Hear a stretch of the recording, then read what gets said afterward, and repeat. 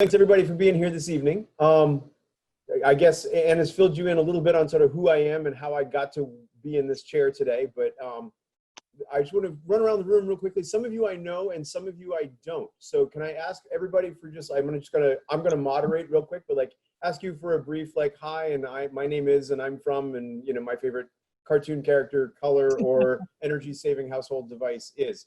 So Anna, I'm going to start with you because I don't know you at all. And so hi, it's nice to meet you. Me? Yes.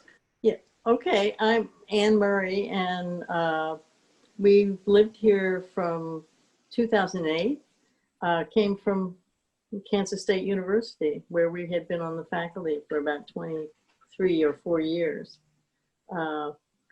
I'm just very interested in some of the new building designs, like the boathouse and the Environmental Studies Center. And so I wanted to learn more about, you know, green, sustainable design. Very cool. Well, we'll touch in some detail on the new Environmental Research Center for Washington College. That's a net zero energy building and it's super exciting. So yeah. Thank you. I can see it from where I sit. Oh, really? Oh, fantastic. That's great. Give us real-time reports. Yeah, right. Yeah. You see students over there, they should not be there. They should be home. Speaking of students, Ariana, I understand you are a Washington College student, yes? Nope. We are unable to hear you.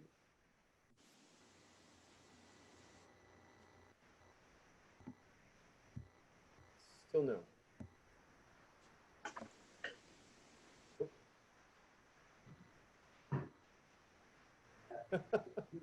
That's okay. Zoom, nobody does. Can you do it in American Sign Language? Pancake? A little bit. Oh, hey, we can hear you. Oh, you can hear me? Okay, I just plugged in my earbuds a tiny bit more. Okay, but yeah, I go to Washington College and I'm from Ellicott City, Maryland, just across the Bay Bridge. Fantastic. What are you majoring in? Art. Very cool. All right. Well, welcome. Thanks for being here today. George, would you mind introducing yourself? Sure. George Hardy. I live in Rock Hall. We've been here for about 20 years, having migrated from Baltimore. I'm just curious how you how you make a building net zero, because everything seems so consumptive, especially in this in the hot summertime or in the cold winter time. So actually, winter turns out to be a greater challenge than summer, and especially in sort of mid-Atlantic climates like this. That's certainly the reverse is probably true for places south of the snow line. But yeah, we'll touch on some of that today. And then where I go south, I will ask Ed to fill in the pieces. I know Ed briefly as a green buildings expert, resident in Chestertown, who has his own very close to net zero home. Ed? You're on mute. It might be at some point zero energy, but it's not right now. Very cool. Would you introduce yourself around for the group? I know you well, but. I know several of you. My name is Ed Minchin. I had a company in Wilmington I retired from 7 years ago. Spent 32 years making houses more energy efficient, working with indoor air quality programs for the DOE. Super low efficiency or super high efficiency, low energy bills, and built a house here in Chestertown that has a lot of that in it. So I have a very big interest in this. When Ann and I get around to actually building a house at some point, you know, in some unforeseen future where our retirement doesn't look like a VW minivan, we will consult with you. And then Nancy, I don't know you either. So could I get you to introduce yourself, please? Hello. I've had a home on Kent Street for about 22 years. And up until the virus, I was splitting my time between here on weekends and Pennsylvania during the week. But I had moved to a retirement community and I decided that was not going to be fun. So I've been here full time since March, but I just love Chestertown, and I'm a social worker by profession. And I just think sustainability is so important. And down here, I get a channel called NHK, and it's a Japanese channel, and they do a lot of very interesting sustainable building that they show. Very cool. Their building code is so far ahead of ours. It's incredible. Yeah. So, all right. And then Jerry, I see you joined us. We were just sort of doing a round robin and introducing ourselves to the group. So can I get you to introduce yourself, please? Sure, Jerry Edwards. I've been here, I've been on the Bay about 20 some years, but always interested in continuing learning. And this is not exactly a new topic for me, but I see my friend Ed Minch there, so I know we'll have some good questions. Take care. Well, thank you all. I know Anne gave you the brief, like formal bio on me and a quick update, but a couple things you should know about me and teaching. And that's that one, I've done a fair piece of it. So there are stupid questions, don't get me wrong. But those questions usually sound like, is this going to be on the exam? So I don't anticipate that today, right? Otherwise, all questions are fair game. So if you want to interrupt, please do. I'm happy. This is not a lecture, right? This should be a discussion. So if you have things you'd like to know or things you'd like to add, please just chime in. I also know that I grew up in Boston, so I talk really fast. And then I spent like about a decade in Tallahassee, so I drawl, and that goes together really badly. So if at some point you don't understand something I've said, like I tell my students, just throw something at me. And I'm really happy for virtual because this means you can't actually throw anything. But feel free to pound on your screen or whatever it is you're gonna do to get my attention. And I'm happy to sort of slow down and repeat or go back over things or what have you. I wanted to thank RiverArts for the opportunity today. What Anne probably also didn't tell you is I'm a giant energy nerd. Like I'm a biologist by training and I love a good mantis shrimp more than almost anything in the world. I think octopi are incredible.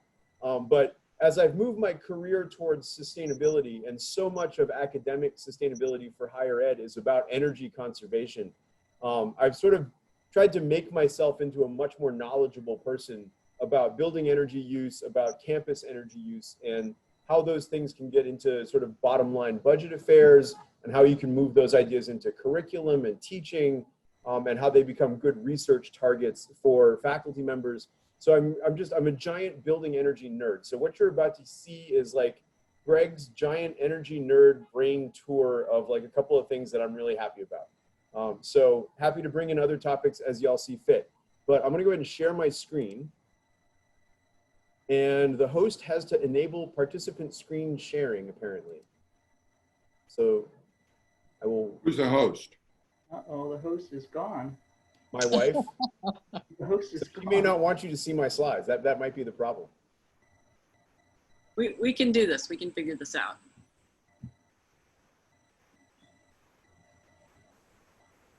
Ha, it is enabled. I have it.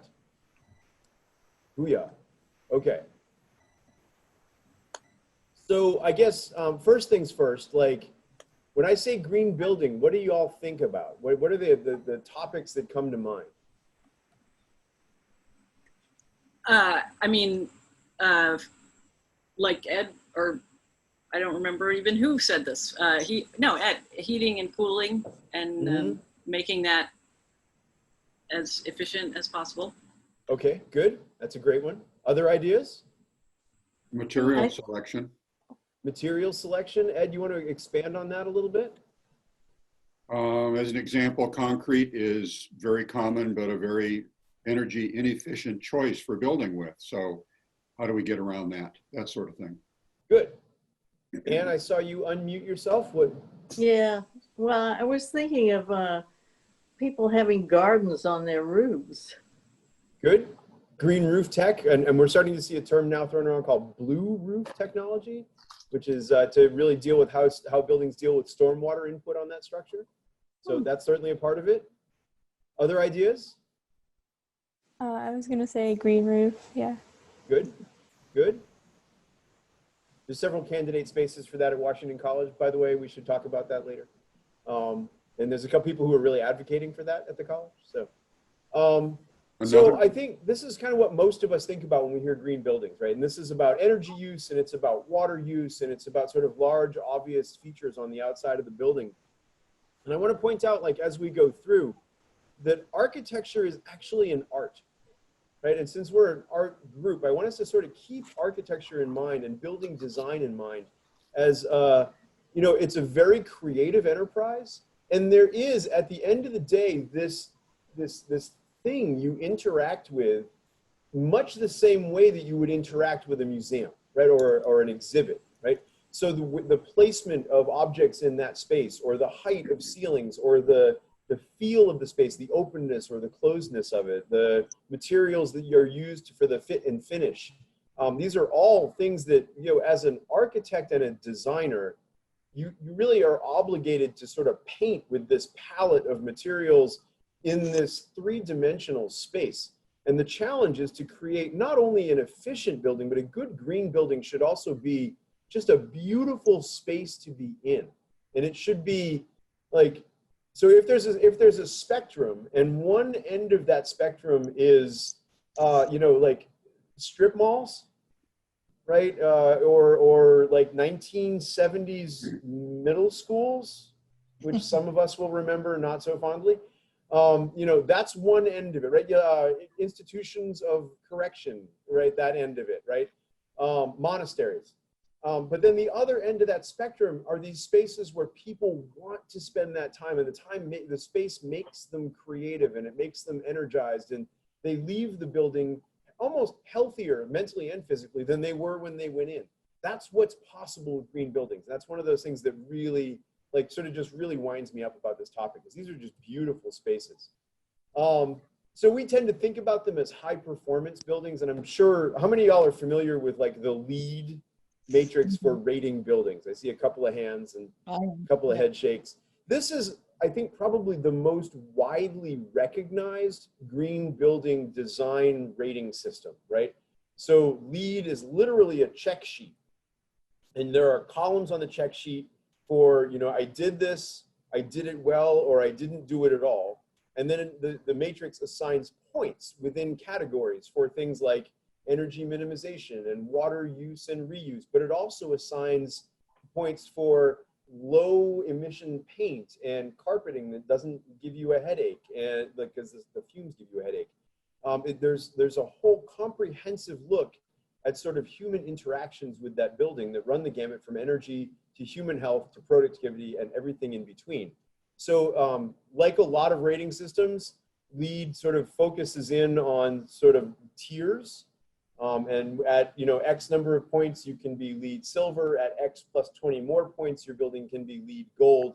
And if your building is really an exquisite space that has really, really high attention to energy use, really, really high attention to human factors, there are LEED platinum buildings. And there are other rating systems out there. I learned about this when we wrote the book in Hawaii on sort of sustainability there. But we had a home energy rater write a chapter on green buildings for us. And there are multiple systems globally. Green Globes, US EPA Energy Star also rates a building, although that's more just about the energy use than the overall sustainability of the structures. There are FIT buildings, and that's an acronym, which is why it's all capitalized. There are WELL buildings, that's also sort of another competing rating system. But LEED is the one that's really captured people's attention. It's moderated by a nonprofit advocacy group called the United States Green Building Council. And they not only establish the benchmarks and the criteria for each of these levels, but they also upgrade them year over year. And I heard a talk by a vice president at LEED at some point, and he concluded with the idea that the end of that progression is that a LEED gold or a LEED platinum building really should be better for the environment than the plot that it replaced. That is, if you were to take a bare plot of ground and put a LEED platinum building on it, it should return more services to the environment than it takes out.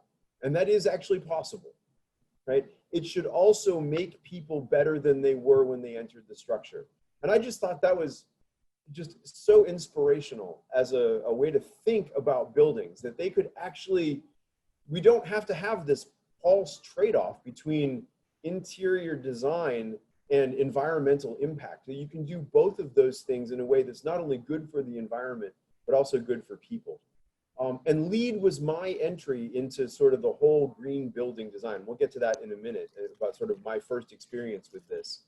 Greg, Yeah. I'm wondering, do those, like, can you have a LEED house, or are those only for like larger commercial buildings? That's a great question. And yes, there are, okay, Ed, go ahead.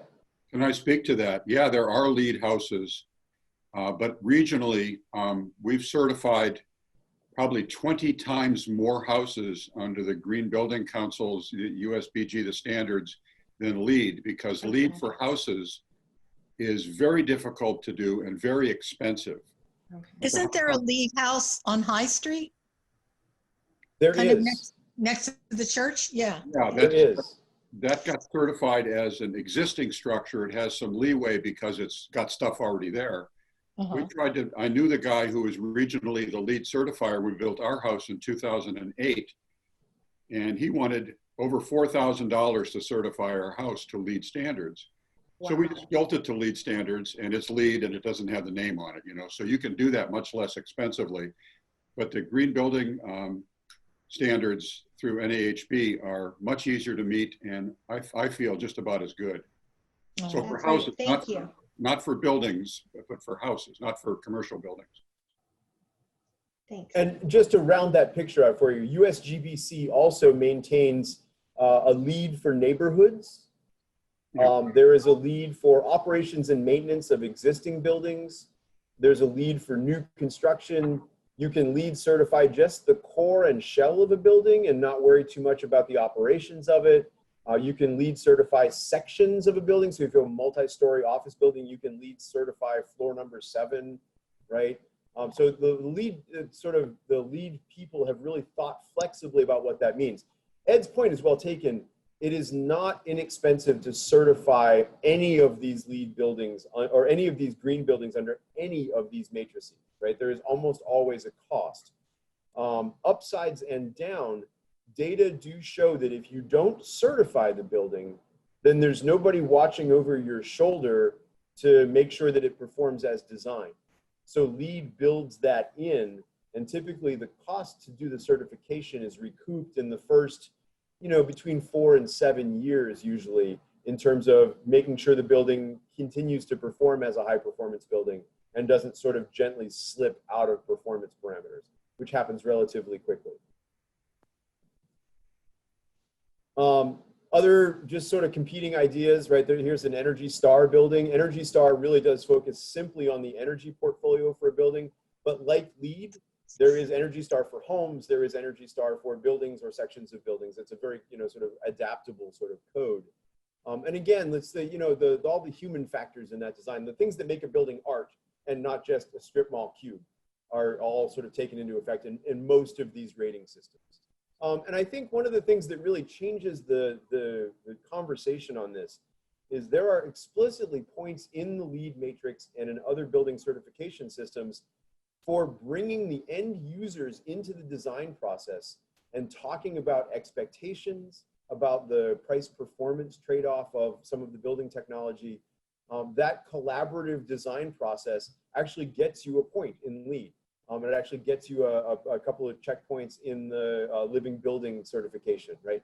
And that's a real departure from the way we've always designed buildings, which is architects go in, they design a building, they hand the plans to engineers. Engineers say, well, if you're going to do that, you need this, right? And you need this kind of equipment, and that equipment just gets handed to the end user, and energy bills are never really part of that conversation. Building expectations are never part of that.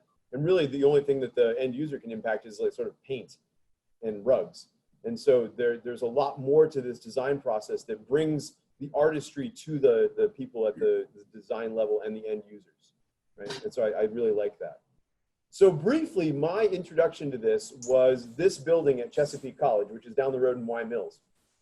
If you take 213 down to Route 50, and you look across the intersection at that light where you sit for 11 minutes in the summertime before you can turn left, right? That's Chesapeake College.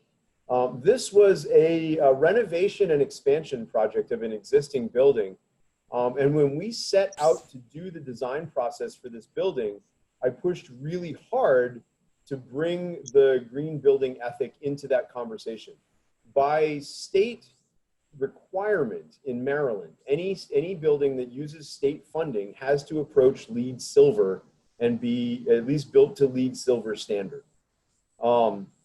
LEED Silver these days is really not that cutting edge. It's basically, you know, the kind of standard building with some LED lights. And that's a little bit of an understatement, but it's not that far from the truth.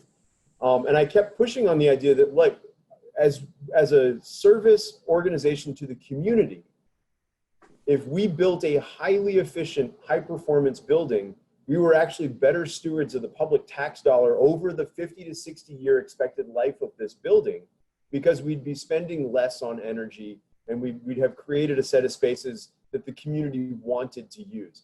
The other factor here is we were closing a pool to build this building. And so we had this sort of ethos inside the design process where we had to give something exciting back to the community because we were closing a valued asset, right? The community pool was really heavily used. The pool also cost almost $70,000 a year in repairs. So the administration was eager not to put in another one. So, you know, a couple of really fabulous photographs. You'll see a lot of photographs in today's presentation that are, you know, there are these long sweeping views and these really sort of dusk shots with like lots of blue sky above. But it really is a beautiful structure, especially when you compare it to what it replaced. And we'll talk about inside spaces in a minute. But this is the original Chesapeake College campus in 1967 and 1968. It was designed, I think, by the Soviet Committee for State Security. It was square brick buildings with minimal windows and flat roofs. It was built on the lowest budget bid. And the legacy of that was that Chesapeake College, for an institution its size, had relatively high energy bills at the time. We went out and did that analysis. So the interest in doing a high performance building was at least partially this ethos of sort of giving the community back something to be good stewards of the dollar. But it was also like, wow, if we're going to build this building and expand it, it cannot cost any more to operate than the existing building did in the first place. In fact, if we could drive that cost down, that would be wonderful. And so we did that. We created this absolutely beautiful set of spaces to work in. This is now the home to nursing and surgical technology and radiation technology and EMT training classes. And students, like faculty, argue over who gets to use the end classroom because it's just a beautiful space to be in and it lifts the student mood when they walk in. So it's a really great example of good design really influencing sort of educational design. And, you know, side note, but as an educator, there's good evidence that these buildings with great indoor air quality and great natural light actually promote better student learning outcomes. So we are able to be more competitive at the state level in terms of training nurses and surge techs because they're learning the material better because the space doesn't impede their learning, right? So all kinds of high tech in this building. The building actually measures carbon dioxide levels in the air and will circulate more air to a space based on the occupant load. It does daylight harvesting, so it doesn't use too much light when there's lots of sunlight outside, but as it gets darker, the lights gradually come up. It's a fantastic structure. It also includes a gym, locker rooms for all of the sports teams at the college, a gym for use by the college and the community, a couple of planning spaces, a function space. It's a really, really nice building. And the other thing faculty argue about is who gets office space in that building. Because there are some other buildings on campus where your office is, and I know this because I had one, quite literally a windowless broom closet, which you very frequently have to share with more than one person. So people argue over the office spaces in this building, and it's just a beautiful structure. So this was kind of my introduction to what was possible, right? We did a lot of high-tech work on this building. The building has solar energy over the parking lot to the south of it. It has geothermal heating, ventilation, and air conditioning. So it's using ground source heat pumps instead of air source heating and cooling. So it's much more efficient. We ran the numbers on it shortly before I left the college. This building at 101,000 square feet uses less than half the energy of a 44,000 square foot library across the campus that was not designed as a high performance building. So the library is costing the college and therefore the counties more money than this really high performance building on an annual basis. And that is the best argument I can give to a CEO or a CFO. The upfront investment reduces the life cycle cost for a lot of these buildings. Not only have you built this really inspirational space, but you're also saving money while you're doing it if you can find the money to put in upfront. Right? And no joke, these buildings are expensive, but on a life cycle basis, it's so important to get that right. So I went from there to Washington College in time to participate in the design of their new environmental science hall, which I'm sure most of you have seen. This is Siemens Griswold taken from a boat on the river. I wish it was my photograph. I tried for the same photograph and I'm just not that good, right? But this building is super interesting for a couple of reasons. It is not a LEED rated structure. The college looked at LEED and decided that the way the sort of building points matrix came out, this was not a good candidate for a LEED rating. LEED works really well in the urban core. It rewards things like reusing space instead of cutting down trees and making new space for buildings. It rewards reuse of materials, and there really weren't any materials on this site. So there were a number of reasons. But instead, we went with this sort of living building challenge, which is a really, I think among architects anyway, sort of a new, and it still has sort of that new cool cachet thing. But living building envisions itself as a flower with 7 primary petals. And you'll notice that some of them are energy and water. And in fact, you must go after the energy petal or the water petal in order to become living building certified. But the rest of them are human health and beauty and, you know, what you did for the site itself and equity of access to the building and the site and things like this. So this building is seeking final confirmation of living building certification. It is net zero energy. In fact, it's positive energy to the grid. Living building requires that a certified building generate 105% of the power that it uses in a year. And on a net energy basis, it must be 105%. That is, it must push energy back to the grid. And so this building, part of the reason the structure up here is designed the way it is because there's lots of natural light inside the building. It also gave us a platform for the other rack of solar panels that we needed in order to generate that much electricity on site. It shares a geothermal well system for its heating, ventilation, and air conditioning with the boathouse next door. That's really efficient. As part of the living building system, it also has a battery stack. It has to be able to back up core critical functions like lighting and refrigeration for some period of time, and I don't remember what the statistic is. But again, in pursuit of all of these things, the college designed and built a beautiful set of spaces. So there's a small function room classroom here off to the left. There's an outside hallway that connects indoors through a walk-in mudroom to an environmental science lab. We think this is the first net zero laboratory building with a flow-through water system in the United States. The building has a system that pumps in water from the river for marine science research and then returns it to the river by way of an artificially constructed marsh. And that's a really unique function. The fact that we were able to do that and still meet the energy demands of the building, that was an engineering feat that took a lot of brain power to make it happen, but it was actually possible. So at the end of the day, the college built a building in the floodplain.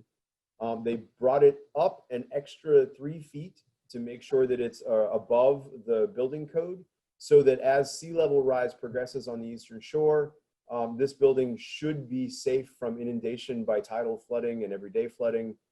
It's certainly still vulnerable to a hurricane or tropical storm, but there's a natural experiment going on this site. If you go over and you look, the boathouse next door, which is also a relatively new building, is built to code. It's built to the 100-year flood level plus 2 feet. This building is now built to the 100-year flood level plus 5 feet, and it should be much more flood resilient and a much safer space to be in. Did I mention that it's beautiful? I keep saying that. So these are interesting because they're both really high performance buildings in really sort of very urban locales, right? And that makes some things much easier. So for this building, we had an agricultural field we could literally drill geothermal wells into. We put in, I think there's 250 wells that support the heating and air conditioning building system in this building. But we had no trouble over permitting. We had no problems with space. We just simply spread out, and the footprint of the building is actually much larger than the building itself. You know, likewise, this building didn't have to compete for, you know, sort of where is the sunlight coming from and is there a tall building in my way? We had complete architectural and engineering freedom to rotate the building on the site to optimize the solar angle. And the building, the geothermal wells are in the groundwater level at, you know, 7 or 8 feet down below the surface. And so it was really easy to sort of get some of the energy features on these buildings done. That's much harder in the urban core. And so just for a walkthrough of what's possible, and I want to do this both as art and as science, this is my favorite building of all time. This is the United Therapeutics building in Silver Spring. It is a research laboratory, not a wet lab. It's mostly sort of computer design, and it's largely like a very high performance office space. But it has enough solar on that great big horseshoe-shaped orange umbrella on top of the building that it generates enough energy for a 7-story research facility. So a quick video. Please load, please load. There we go.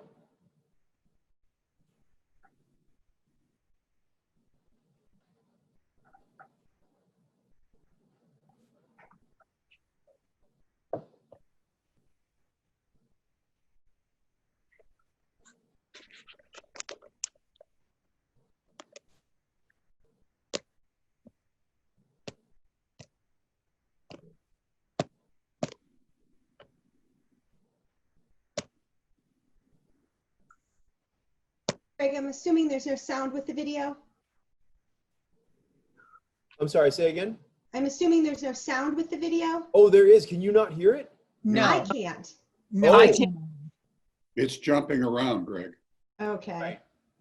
Let me try one more time. I'll try one more thing here, but we may have to just sort of, I'll step you through it.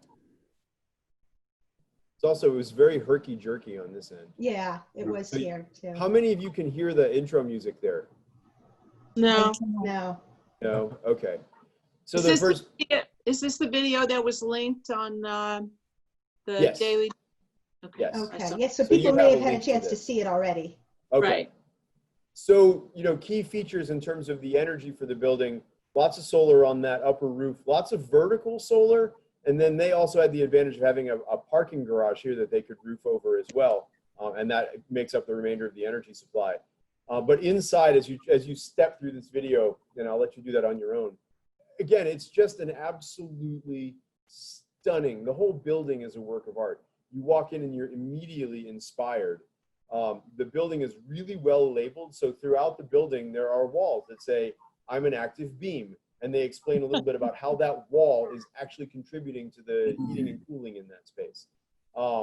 There's all sorts of just really, really great sort of personality to the building, the way art should have personality. And there's also just a tremendous amount of really, really creative thinking that went into this. So Steve, this building, Where is this building again? it's in Silver Spring, Maryland. It's about half a block from the metro stop in Silver Spring. Okay. Can I ask about the roofs? Because I guess maybe this is something everybody knows and I just don't know. But I know that flat roofs are not supposed to be good, and yet solar panels have to be flat. Right. The principal worry, that, as I understand it, about flat roofs as they have traditionally been built is that there's a grave concern about sort of the weight from snow loading. Right. And then likewise, again, especially as we're seeing more and more like episodic deluge rainfall, any sort of roof that relies on an engineered runoff structure to take stormwater and move it off the roof before it crushes the building, those are things that we traditionally haven't done. what I am seeing in the high performance space is more and more buildings with this sort of canopy on the top. And that canopy really is necessary for supporting solar. But take a close look at it, you notice it's not flat. Right. Solar requires being angled towards the sun. So you can optimize the performance of the panels on the roof by tilting the whole roof that way. And I think that's been done with a number of these. The American Geophysical Union building in downtown DC also has a canopy like this, and it's also canted. So I think that helps with some of the loading questions. As well, as you might imagine, solar panels are black, and so they warm up relatively quickly even on cold days. So you're not as worried about static snow load piling up and staying there as you would be. Or ice, yeah. Right. Gotcha. Right. Great question, though.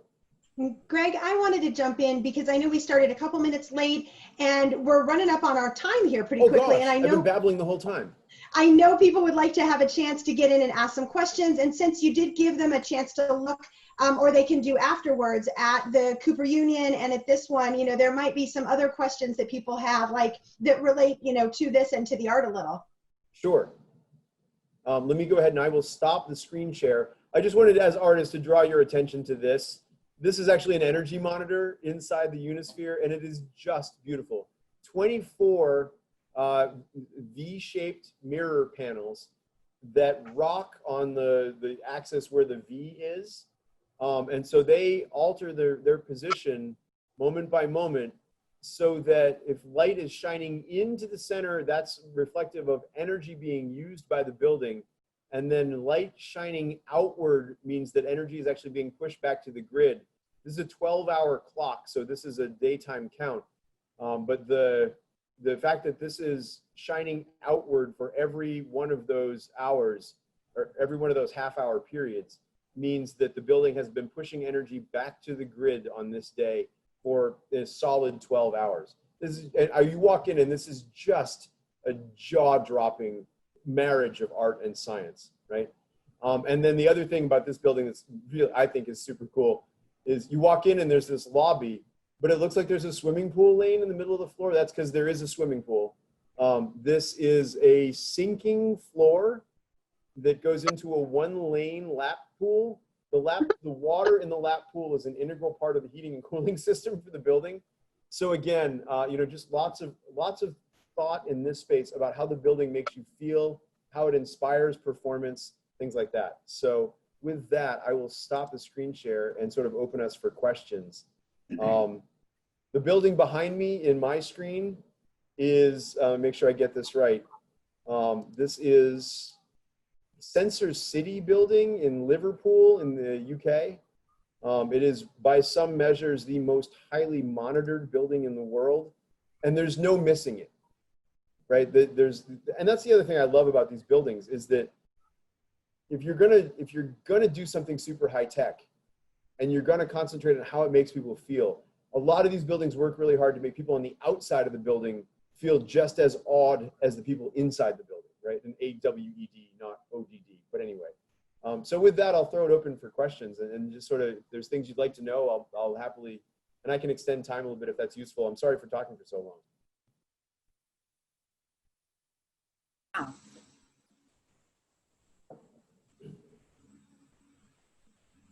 This is maybe off the point, but whatever happened to the wind turbine at Chesapeake College? Oh, we need another 45 minutes for that. The short version is that it never really performed, mostly due to what I perceive to be mechanical flaws. It never really met our performance expectations. And then it got hit by lightning, which did not do it any favors.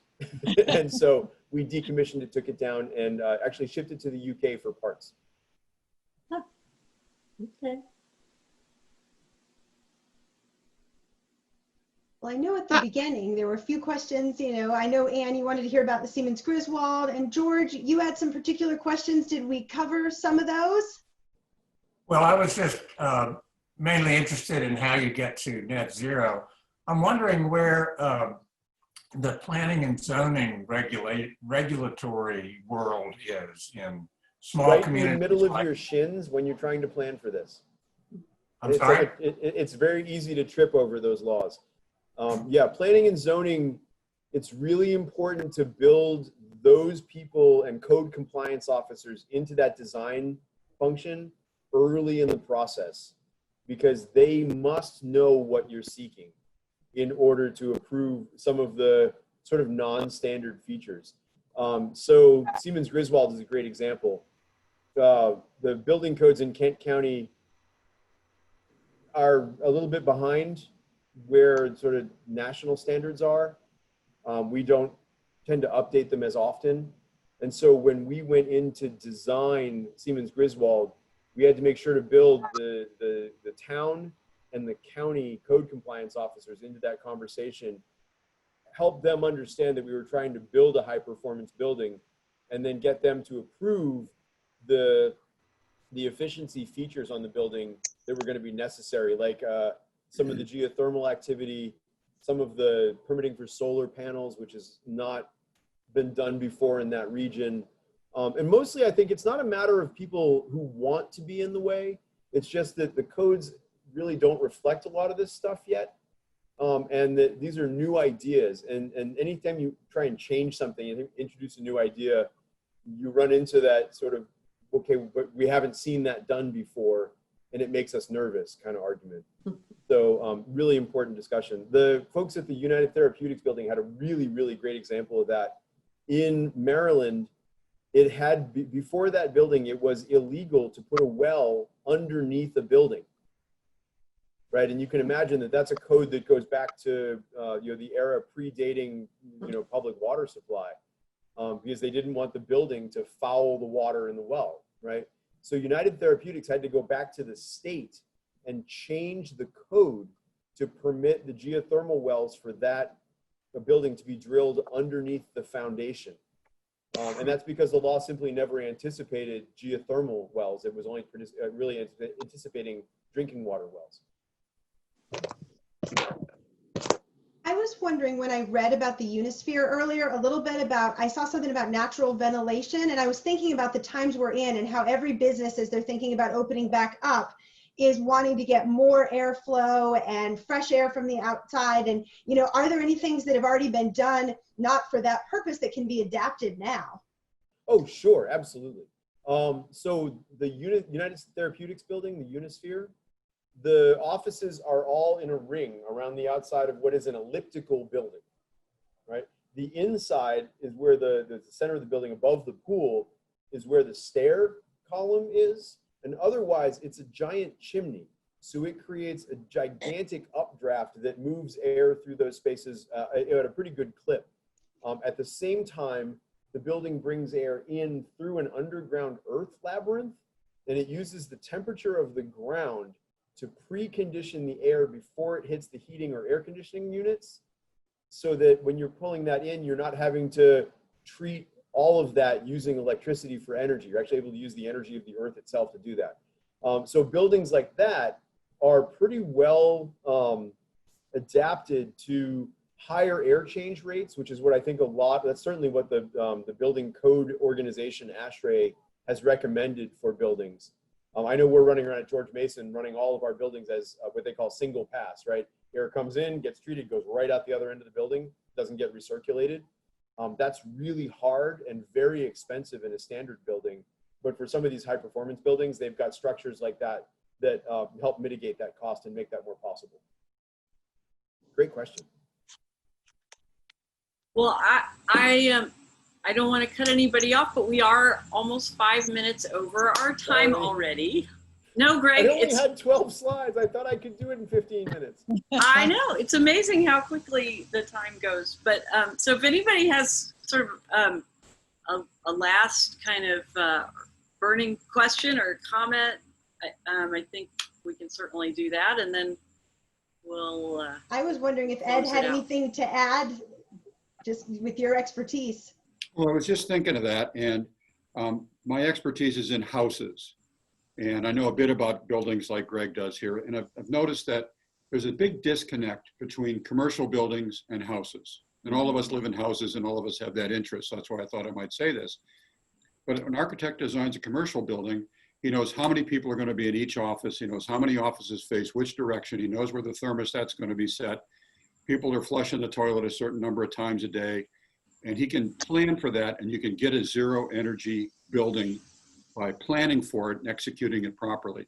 It's different with a house. The Department of Energy has a different standard. They have what they call the ZER house, a zero energy ready house, which means it's not necessarily zero energy, but it's ready to be. And if the right people move in with the right habits, then it will be. But if the wrong people move in with 7 cousins and 3 uncles, and they leave the doors open, then it won't be. So when you're doing your house, think of zero energy ready. And so right now, think of a big Victorian on Washington Avenue. If I fill the backyard with solar cells, I have a zero energy house. But I don't have a zero energy building, I have a zero energy conglomeration of stuff.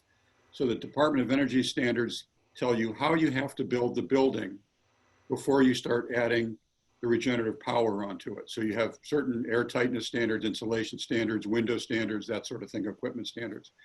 So when you're thinking of houses, it's a little different than commercial buildings. I just want to point out, and this is to George's question at the beginning of the hour, I think that helps address some of your question, George. The basic mantra for how to get to that point, even with a commercial building, is to design for energy minimization first, and then add generation, whether that's solar or wind or tidal or whatever that is, to meet whatever that minimized energy projection is going to be. And that certainly was the strategy we used at Siemens Griswold, for example. Right? We designed what we knew the energy load was going to be, and then we tried to pencil out on the back of a napkin how many solar cells is it going to take to make that happen, right? So same kind of idea. And I want to leave you with, if I can, with one last thought, and that's just real briefly, this doesn't only have to happen in new buildings, right? Because in New York, very quietly, because they weren't sure it was going to work, the Empire State is now like coming up on high performance building status. And so this is a Gilded Age skyscraper that, by doing energy retrofits and doing, using the right technology and applying modern science, has cut their carbon emissions by 40%. And a good rule is that's probably something similar to what they've cut their energy bills by as well. So all things are possible with good engineering. Well, that is really cool. My closest sort of approximation to experience with this is that I was a little bit involved with the process of redesigning the library at Smith College, which was like a 1920 or 30 building that had been sort of renovated 5 times in a very patchwork way and was completely impossible to heat or cool, and ridiculously not efficient. And I think that we ended up with aiming for LEED Gold status, and it's not completed yet, and so I guess we don't know yet where it's going to end up. But it's really fascinating to see all these incredible innovations, and I love just the trajectory. Like, that was 2 or 3 years ago, and already, I can see how much progress has been made in that field. So it's amazing. And I really love the what you said earlier about a building making you a better person when you walk into it. and the incorporation of art and beauty being one of the elements of this high performance building concept. So thank you so much for sharing all this with us, and thank you all for coming. And we always like to kind of close with a toast. So I think I would really like to toast to that marriage of art and design and science, and certainly to energy efficiency. So cheers. Thank you all. Please come back next week. And Greg, really thank you. And you can come back anytime and do another one too. Well, next time I'll design 4 slides and see if I can't get that down to the time. I'm sorry I talked so much. Yeah, we had all sorts of thoughts about like art and, you know, how like the evolution of art and how it relates to architecture, and didn't really get to all that. Well, you'll have to come back.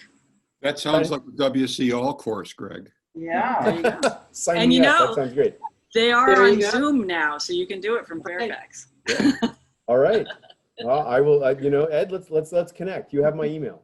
Okay. It's good to see everybody. All right. Thank Bye-bye, you. everybody. Thank you. Have a good week, everyone. Thank you Thank again. y'all. Thank Nice to see you. your faces. Nice to see you, Mariana. Nice to see you. Bye. Bye.